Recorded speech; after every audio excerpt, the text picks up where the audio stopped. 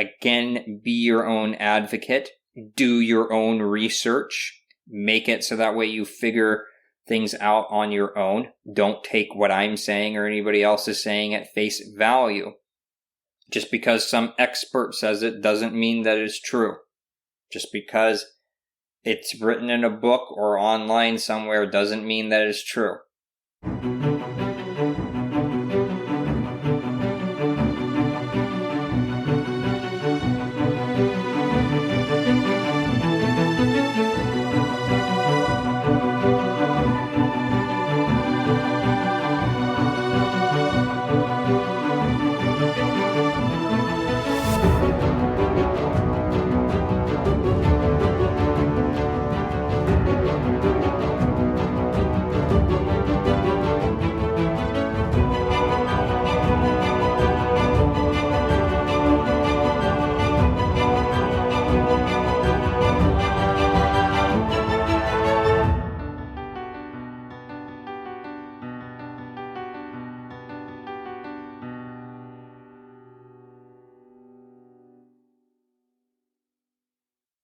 Hello, and welcome back to the Forbidden Knowledge Podcast.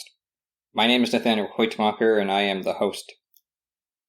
In last week's show, we were talking about living in the present moment, but in this week, we're going to be moving on to the next step, which has to do with activating the physical body.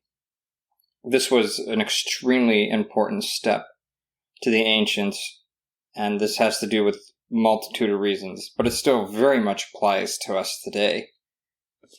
In the ancient traditions for what we're going on, which is what this entire idea is that I'm basing things upon, making it so it fits our modern world a bit better, is they had to go through various different initiation rites. Some of them had to do with just growing up and whatnot, and some of it had to do with more of the spiritual, esoteric nature. This is the part that I focus on more in this podcast, of course. And some of it has to do with a combination of both, where both had similar overlapping meanings. And these initiation rites were very important because they helped expand one's worldview, or it made it so that way you were becoming like a member of the tribe.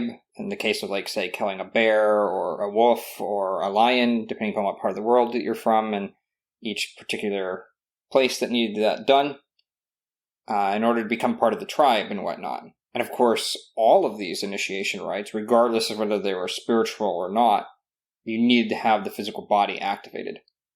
On top of that, the world was a much more dangerous place in certain regards, but also it was more physically demanding back then. And it made it so that way you have to be able to have your body be at optimal health in order to achieve your goals. If you don't have your body at optimal health, then you can't make it so that way you can do what needs to get done, or things are harder to get done for you.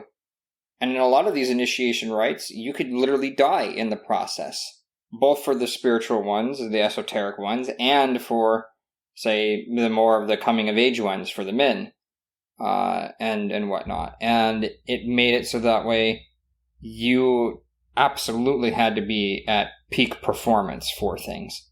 It was absolutely important to do so. If you didn't do so, there was a huge chance that you wouldn't survive, or that if you did, you could come out with it maimed or even insane for certain aspects of this. At one of the sites in Egypt, as an example, you had to make it so that way you had to swim underwater and hold your breath. And if you go up immediately, in one of the chambers that shows up there, there's a bunch of crocodiles that were put in the water. And so you had to go and swim up past these crocodiles in order to make it so that way you could do that. This was done to make it so that way you would overcome fear, which was a huge part that needed to be overcome in order to deal with what was considered the spiritual plane of existence during that time period, the other world, and dealing with various different entities that you might come across there and whatnot. And then, of course, on the other side of things with it, you have the crocodiles themselves that you have to deal with. And so if you weren't able to deal with that, as well as being able to hold your breath long enough underwater and that kind of thing, you weren't able to complete the task. Ironically enough, even if you went and actually went up to the chamber that held the crocodiles and come out, you actually failed the test. Because there's actually another area in that tunnel of water that you need to go to that was much further away that you had to swim past and held your breath for much longer in order to go out to where there was no crocodiles, which would actually take you to the next stage of the initiation and the next phase of it.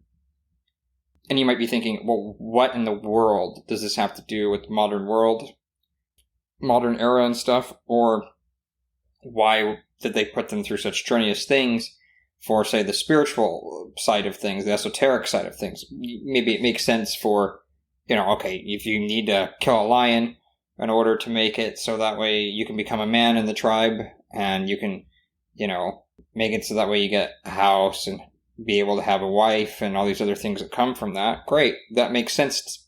We understand why you need to be physically strong there. Same thing with the bears and the wolves. But what on earth does this have to do with the other side of things? Well, back in ancient times, when they were doing these mystery school traditions, say for Isis or for Mithra or for Freya in the Norse tradition, or, whoever it was going to be done for the various different ones, Inanna and Dumuzi, etc., for Sumeria, doesn't matter where you go, they had all these things that were being done with it. And a huge part of this was where somebody was taken into a chamber at the very end of things and whatnot, which I will not be going into the specifics of it here in this episode because that's going to be an entire season of stuff later on and whatnot, multiple episodes minimum if it's not a whole season about that entire thing. Anyway, there's this process, if not done properly, in terms of the preparation for the mind and for the body and for other things that need to be done with it, would make it so that way the initiate would could literally die, or could go insane from what was seen on the other side if they weren't prepared for it. And this was something that they were trying to prevent from happening. And some of this has to do with like out-of-body experience and shamanic experience stuff. Other parts of this had to do with sometimes there was, not in all cases, just to be clear on this, there was some sort of drug that was used that would make it easier for someone to get into a state of being that would make it so they would be having an experience of the outer body and the other world. This could be narcotics, this could be mushrooms, this could be many different things that were used with it. This could even be, shafts of wheat that have ergot on them and whatnot. And so each tradition had their own various thing that they did here, but it was extremely violent on the body and it was extremely difficult to go do things with it. And so this is the spiritual side of things too that made it so that way that was the case that you had to have this happen and whatnot. So this is a huge part of why, they needed that. Again, obviously, the other side of things for, killing lions, bears, and wolves, much more straightforward for why you need the physical strength, of course. Now, what does this have to do with modern? Things are physically easier. We have machines that do a lot of the work for us, of course. But that doesn't mean that we can just do whatever we want and be lazy and not take care of ourselves. There are huge consequences for doing so. And so proper diet and exercise is needed. We've all heard the saying in the Western world, or at least the vast majority of us have, your body is your temple. Well, it's where your consciousness resides. It's where your mind resides, your emotions reside, and your spirit, should you choose to believe in such a thing. And because of that, it needs to be taken care of and put in its proper place and whatnot. And it's the vessel for which we do everything in this life. If you are unhealthy, it makes it so that way you can't go and do the things that you want to do. It makes life much, much more difficult. And in order to make that happen, you have to be able to be healthy, of course, which means proper diet and proper exercise. This is not the only things that it is for. It's also for self-defense purposes. If you think the world is any less dangerous now than it was in ancient time periods, I would suggest looking at all the war that's happening and all the insurrections and other things that are going on around the world, and see if it doesn't seem like it's going to come to you at some point, or even if it doesn't, but great, better that it doesn't happen that way, but it's best to be prepared because you never know what's going to happen. So you have all that needs to be taken into consideration for what's going on too. Now, I'm not going to get into 100% the specifics of what needs to be done here in terms of having a proper diet and exercise, of course. One, I'm not a nutritionist. Two, everybody has to be able to make it so that way they go and get medical advice from their doctors and from other things with it, and more importantly, do research for yourself too, and be your own advocate on this particular point for what's going on. Hence why the trivia method was taught to you earlier in this, and making it so that way you can figure out how to do these things on your own should you be inclined to do so and whatnot. And with that in mind, I can move on to the next stage of things, which is to make it so that way I can tell you more about the basics regardless.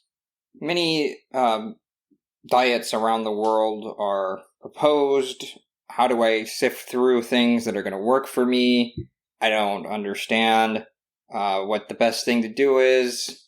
Can't someone just tell me and make it simple? These are all things that might be going through your mind and whatnot. The answer is it's actually pretty simple for the most part. It's more about cutting out a bunch of junk that we do than it is making it so that way you need to change a lot in terms of what you add to your diet. Although in certain cases with certain people and whatnot, their diets were so far removed that they need to do both. I'm an example of that. I had a very poor diet and whatnot. I am still working on my diet, but it's hugely improved over time period and whatnot. And I'm very happy with my progress. Now, what it all basically boils down to is making it so that way you don't eat processed foods, okay?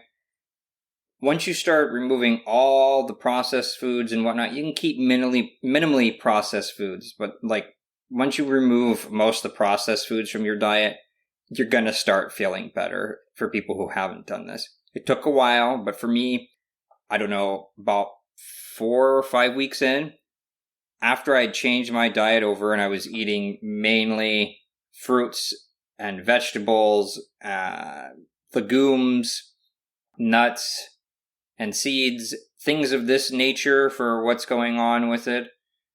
And I cut out all meat except for chicken and fish and whatnot, things of that, and just was eating much healthier in general.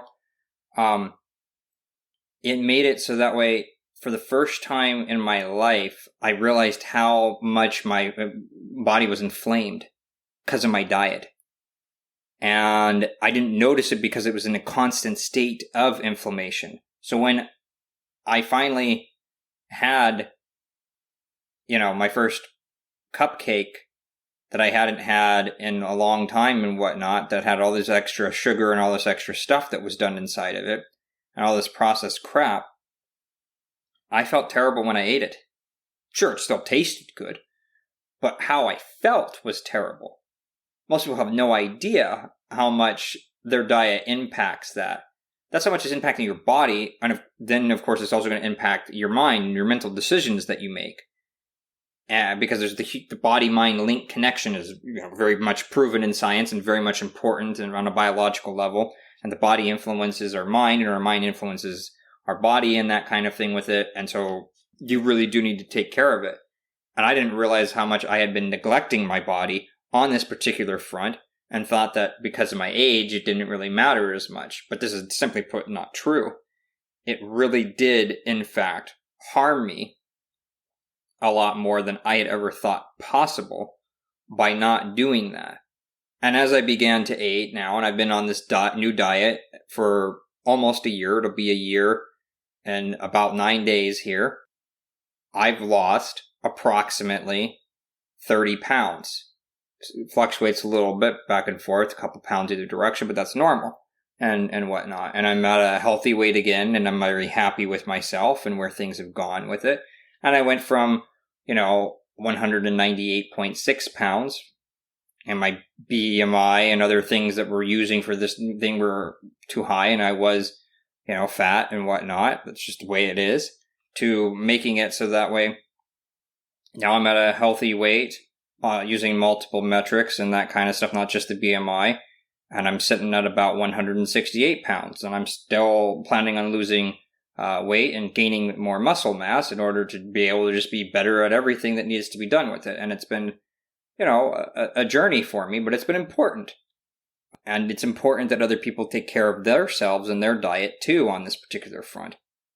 So if you want to make it so that way, you're eating healthier and whatnot, look at like regional diets that have been going on with it, right? People talk about the Mediterranean diet all the time, or the Okinawan diet as an example. And some people even talk about the Nordic diet. They all eat things, all three of them, that are whole foods. They're foods that are non-processed or minimally processed, and make it so that way people eat them in well-balanced ways to make it so you're closer to nature with it.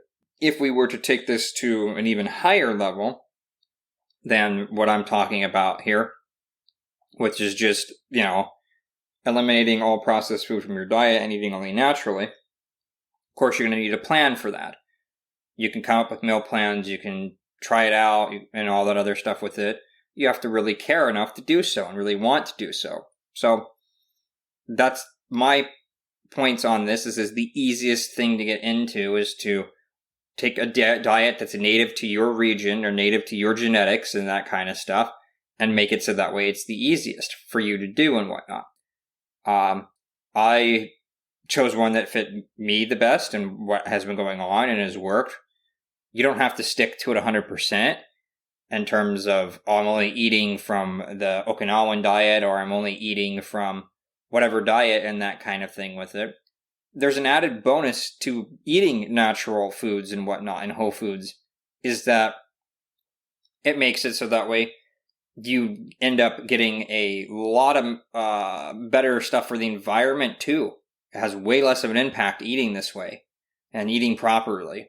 So you're helping out with that side of things too and whatnot, in terms of human resources needing to be done and whatnot, and labor needing to be done that cost the environment more than it needs to be cost for. But other things that are very important for this that most people don't do, which is not just about the diet in the sense of strict diet and whatnot, is also sleep. People need to get ample sleep. It has a huge impact with it. You go to bed at the same time of day, you get up at the same time of day. It makes it so much easier for your body to adjust for what's going on with it. Make sure you're drinking plenty of water and other fluids that are healthy for you, like teas and that kind of stuff for what's going on. Remove alcohol and coffee and all that. This stuff is all that we all know and that kind of thing.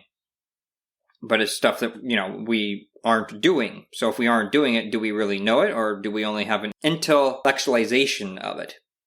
I'll let you decide that for yourself. For me, I was only intellectualizing that I was actually getting better for a while. Now I'm actually getting better because I'm taking actual action in the real world. So there's that side of things for it.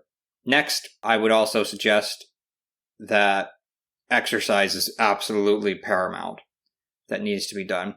I had stopped exercising for the most part, especially during COVID, partly because of lockdown nonsense, partly because I became lazy and used it as an excuse for things. Mostly because I had put my attention too much on the mind in terms of working out things there, rather than taking action in the real world and figuring things out that needed to be done that way. And I had developed an imbalance for one side of focusing on my consciousness and trying to change certain parts of that rather than just also focusing on the physical. They complement each other, and one should not be neglected or chosen over the other. They need to go together. I know that this is something that a lot of people struggle with because they don't like the term, I have to work out or I have to exercise. It seems like it's a struggle for certain people and whatnot. And while this is true, you can also do things that make it simpler for you to do. Example, you can get a job that has to do with exercise. You can go work at a warehouse or something along those lines with it. So you're working out every day that you work there with it. And now your job is basically lifting things and whatnot. Should your body be able to handle it, which could be good for you. And then, of course, you could do something that's fun for you to do, that's exciting and whatnot. Like dancing as an example for what's going on, then go and dance and make that your exercise that you do. If you enjoy martial arts or sports or whatever the deal is, join a club or a team, or making it so that way, you join a martial arts studio and whatnot. Do you like doing yoga? Great, go and do that. And don't say that you don't have time for this stuff with it, because you do have time for it. This is your insurance policy, if you will. If you eat right and you have exercised properly and whatnot, you're going to make it so you have way less chance to get sick. You have way less chance to get diseases. You have way less chances you're going to need to end up hospitalized. Things still happen. Not everything's in our control. By doing this, by thinking, okay, how can I make this fun for myself? How can I make it so that way I do certain things with it that are that way? Well, you make it easier. You don't even need like trainers or whatever to come up with meal plans, or with any of these things, at least to get started and whatnot, while you're still working on figuring out what you want to do with these type of things. What you need to do is you can just, use AI to help you do certain things with it. Again, maybe you want to check with professionals in order to make it so you're not going to do anything that's actually going to harm you and that kind of thing. And you're definitely, again, want to do your own research and be your own advocate. This is a bare minimum that you have to do. But these are things that need to be done for you. Health is such an important thing. And I've noticed that I have more energy now because of that, which allows me to be able to be more productive towards my overall goals and to think clearer. And it's amazing how much just changing a few things around and whatnot has made it so that way everything becomes better for my life as a whole. Even though it may seem like the hard thing to do in the beginning and whatnot. It's a principle of the universe, of course. An object in motion tends to stay in motion. An object at rest tends to stay at rest. Right? That's the idea behind things with it put out by Sir Isaac Newton for his laws of thermodynamics. And it's the same thing here. If you stop doing something that you know that you liked doing or that you enjoyed doing or that's good for you and whatnot, it makes it harder to get that initial impetus, which is where willpower comes in, and truly caring about yourself and other things that you need to do in order to have that happen, and discipline. But once you start doing it and once you form a habit around it, again, it's much easier to continue just doing it rather than to make it fall off and have to worry about where it comes from again. Now, this is also a self-help in the sense of what you can do with this for your goals and objectives. Again, if you're sick, you're not going to be able to go after your stuff with it. COVID-19 was and probably still is a thing that's going on with it, much like the Spanish flu was 100 plus years ago, and just lives with us now, and now it's just become a regular flu strain for the most part. And the people who were dying of COVID and the people who were having issues with COVID, regardless of whether they got vaccinated or not, they more often than not had what are called comorbidities, meaning that they had some sort of underlying other health condition which created the issue for them to get infected more easily to begin with, as well as for the virus to spread more easily as well. This is undisputed. And so this is something to think about too in terms of preventing diseases from popping up that are already around us, that caused a lot of havoc in the world and whatnot, and you don't want that to happen to you or your loved ones. So we should be taking our health seriously. We should be looking at our bodies as kind of this sacred space and this sacred thing that we need to honor and not neglect and not ignore. And we need to take care of ourselves properly too. You know, we need to make it so that way we can accomplish what we want to accomplish. Some things are harder to do as you get older, of course, but it doesn't mean you can't make strides to do so and whatnot. And it's better to make it so that way you do everything that is in your willpower and in your stuff for it that you have control over, and make it so that way you do the best that you can and have the best life that you can and the best version of yourself, than to make it so that way you just allow things to happen purely by chance and whatnot. These are food for thought on this particular point and that kind of thing. I would really suggest you look into both. I would really suggest that this is something that too few of us, especially in the Western world, don't take seriously at all. And that, you know, we have people that are morbidly obese and by various different metrics, or that just eat crappy diet even if they are at a healthy weight, or that we just don't even exercise at all as Americans and that kind of stuff. And to be clear also, not everything can be cured by this. Not everybody is going to lose weight because they exercise properly and they diet properly and whatnot. There are other underlying reasons for why people are that way. They could have thyroid issues. They could have other things with it that are going on. But this is something that we can do to make our lives better, regardless of what's going on. And I am very pleased with my personal results of changing my diet and making it so that way I do things that are that way with it. Certain people might want to do this. Other people might be opposed to it, depending upon how they feel about genetic testing. But you can get genetic testing done also and look at that to make it so that way you can have things show up for what a proper diet is for you, things that are helpful and things that are not helpful. Some of these places even give meal plans out that are 30 days long that they do in order to help get things started for you. Again, be your own advocate. Do your own research. Make it so that way you figure things out on your own. Don't take what I'm saying or anybody else is saying at face value. Just because some expert says it doesn't mean that it's true.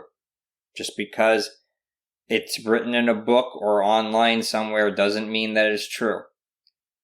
So these are things that we need to also focus on. If you really want to take the diet thing to the furthest stuff with it and whatnot, another suggestion is, and this is something I have not done yet myself personally, but intend to do so once I've solidified my diet even further and have gotten even better at it and learned how to cook better, because that's what I'm doing. I'm cooking on my own too, which makes it so that way by learning that skill, I eat out way less and I have way more control over my environment, which means I'm eating way healthier in general. Anyway, is to do seasonal diet. So take the whole foods idea, but eat them in season. This will also help with the environmental side of things as well. Instead of having to transport things from one side of the world to the other much more readily and whatnot, you can just grab whatever is locally available. If you want to know what's in season in your area, you can look it up online, or better yet, go to some sort of farmer's market or something like that have things that are actually growing by real farmers. Always get organic. Always choose that whenever you can. It's better for the environment, again, because of the pesticides and all the other things that go into that with it.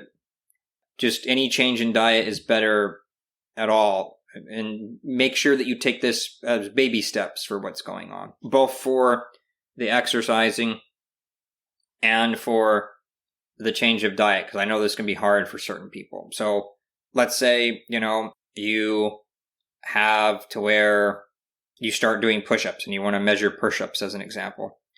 Well, you can only do 5 at first, let's say. All right, you can only do 5. 3 weeks later, you can do 10. Congratulations, you've improved. Maybe you're not improving to the level you'd like to be, but you've improved. Focus on the improvement, not where you want to go with it. And just continuously move slowly but surely towards your ultimate goals. Find something that you enjoy for exercise. Find something that's good for you that you can do. Make it so that way on the dietary front for things that you choose whole foods, and that ideally you choose something that's growing in your region and in season and whatnot, because it helps you out, and it's what our ancestors have done forever, literally millions of years and whatnot, going back to hominids, and at least as our modern forms 300,000 years on this planet. Certain things have changed in terms of the crops and foods, of course, so some people argue it's only been thousands of years. Fine, it's been thousands of years that we've been doing it this way. But we've always eaten in season for whatever was available, regardless of what it was. This makes it so that way it's better for us too. Anyway, thank you all so much for your time. I know this episode's been a little different than some of the other episodes that we've gone into and whatnot, but it's still directly related to things. And it's very important to make it that we stay on this and that we make this a priority. This time period has shown that we need to do that, especially, and shown how vulnerable we all are and can be to things with it. And it's better for us to make it so that way we take life into our own hands rather than just allowing things to happen willy-nilly. Thank you for listening to this episode of Forbidden Knowledge. If you've gotten something from it, please go to forbiddenknowledge.org and sign up for our email list. Also there, you can make it so that way you can join as a client of mine should you want to work with me personally. Eventually there'll be books and courses at the website as well that you can sign up for or buy should you want to do so. If you're following us on YouTube, please make it so that way you like and subscribe to the video. It really helps us out and the algorithm out. And everybody who's listening just on a regular podcast form and whatnot on Spotify or Apple or wherever you're getting your podcast from, thank you so much for continuing to be my loyal fan and subscriber. And I hope that you all get something else out of this.